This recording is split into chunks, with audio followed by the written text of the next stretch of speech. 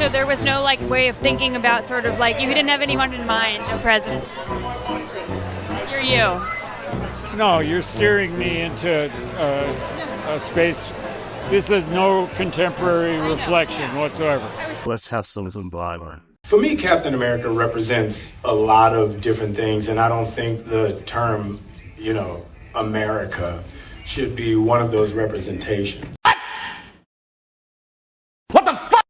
Should be one of those representations. Jesus wept. Just as he giveth, he can taketh away. So if you're watching this video right now, you know that Captain America Brave New World is out. And yep, as we have projected and expected, it's just as bad as everyone thought.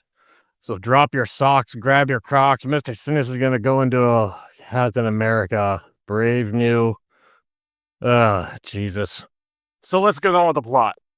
Captain Falcon America, Brave New Disaster, or World if you want to call it that, can pretty much be summed up as one clusterfuck of a mess. Taking movies such as Ant-Man, Doctor Strange, Wakanda Forever, let's throw that in there, and even toss in the Incredible Hulk and put it into a blender. Once you pour out that disgusting little smoothie you have, you get Captain Falcon Brave New World. Captain Falcon America is going to be spending his time specifically training with Isaiah Bradley. He wants to go back to one of the OGs because he was in prison for 30 years, which Falcon and the Winter Soldier wasn't a politically charged show. Let's just admit that. I mean, right? And you remember when we were all racist, bigoted, and homophobe for not seeing that Oscar-winning masterpiece called The Eternals, where they found a Celestial that was frozen in the ocean? Anyone? Bueller? That no one talked about? Well, as it turns out now in 2025, but this is probably going back to 2024 because this movie was shot 3 times before they absolutely put a bullet in it, that Celestial is going to be carrying adamantium. Oh, come on! So now you're going to be having vibranium and adamantium in the same universe, even though this is going to go towards a reboot, and hopefully this is where the X-Men are actually going to get done and brought into this universe. I feel like the Wakandans are already going to be on this, and they're going to grab that thing right away, so they can have both. But I don't think we're going to be going that way, because now world leaders are aware that adamantium is real, and President Thunderbolt Ross over there is going to be trying to hold a meeting on how to excavate this mission that he is overseeing. But this wouldn't be a movie without music playing and having Isaiah Bradley getting taken over by some music and placed under control, ultimately going after President No Mustache Ross. This is going to lead Captain Falcon on his own journey to find out what happened to Isaiah Bradley after he is arrested. But there's going to be a big, you see what I did there, problem coming his way. Green screens.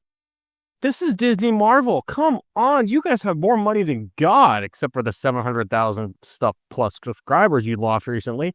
How could you let something go this bad? It's easy to tell the VFX are completely off in this movie. They're all over the place. Speaking of somebody that's not all over the place, Giancarlo Esposito, who was not originally cast in this movie.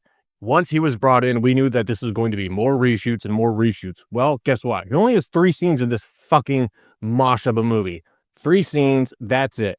You guys brought in somebody who plays a sideline menacing character to play a sideline menacing character like he plays in every other one of his fucking movies. That's going to lead us to one of our biggest issues now is the Red Hulk. The Red Hulk only gets his capabilities because the medication he's been taking has been filled with gamma radiation. So, I got some questions about this. Yeah, the guy's got some heart problems, but you're giving him gamma radiation. How are you not affecting the entire White House? Is there an entire Hulk army running around? But lo and behold, it is this man right here. You remember him from the 2008 Incredible Hulk, which is my fucking favorite. One of the completely underrated movies, the leader is. How can you have somebody from the old 2008 Edward Norton Hulk, the incredible one, which as I said was incredible, how could you not have him in this movie? This would have been phenomenal to have a Hulk on Hulk fight. This would have been a great opportunity, and I will absolutely give credit where credit is due. Harrison Ford's Hulk is actually nice to see him be a violent, nasty savage again, like this Hulk was. He clearly had no problem destroying anybody like Elon Blonsky. He just completely wrecked him with the tree. And only to have a fight with him at the end, that's what we could have had with this movie. But it sounds like, honestly, the director couldn't handle all the stress and the pressure and just decided to keep everything a giant, blendered mess. And for the love of God, I do not know who gave all this dialogue to Joaquin Torres. I understand what the guy is trying to do. He's quote unquote the Falcon now, but Jesus Christ, this guy could not be more annoying as hell. So ultimately now this leads to a giant CGI fight where they destroy the White House, and eventually Harrison Ford turns back into his 82-year-old self, and you can definitely tell, and he has a nice conversation with him not to destroy things again, so he doesn't. And for the love of God, would somebody get this girl a fucking cheeseburger? She weighs 50 pounds soaking wet. I'm glad to see Ariana Grande found another gig since Wicked, though. But if you're wondering what's happened to Mr. Broccolihead at the end of the movie, well, he pretty much just kind of walks off into the sunset. And that's all that happens because that's all the writers could think of. I hope there's a doctor out there that's on YouTube that can break down what would have happened to Anthony Mackie had he not had the tech from Wakanda. Yes, I understand that it's going to be enhanced suit mechanics, but that does not give the gravitas of being thrown around by the Hulk. And even when Anthony Mackie got stabbed twice in the beginning of the movie, oh well, he still lived. That ultimately leads me to my most painful part of this, is that you could have had so much potential with this movie. Yes, them fighting in the air and going against the planes, that did look pretty good. But the fact that the rest of this movie was a chop-bridled mess and only able to what the writers were able to do and what they could only think of by their peanut-sized brain is only equivalent to the same kind of people that would open up a bag of chips with a thing of safety scissors. As far as standouts go in this movie, Harrison Ford is probably the standout in this movie. Anthony Mackie does his best with what he has, but he's not that big of a star, an A-list seeker, and don't get me wrong, he was great in Twisted Metal, and a lot of his other work is great, but for him to carry a movie along like this next to Harrison Ford, it just doesn't work. Even the simple science behind everything is not there within this movie. I can understand that some people may have wanted to try in this movie, and the director caved to all the pressure that he was put under with this, but ultimately, in the end, this leads to one blender mess of a movie. This is something that should have been Falcon and the Winter Soldier 2, and they decided to make it a movie. You could have put a Hulk in here. You cannot have a Red Hulk against an average guy with a teched up suit.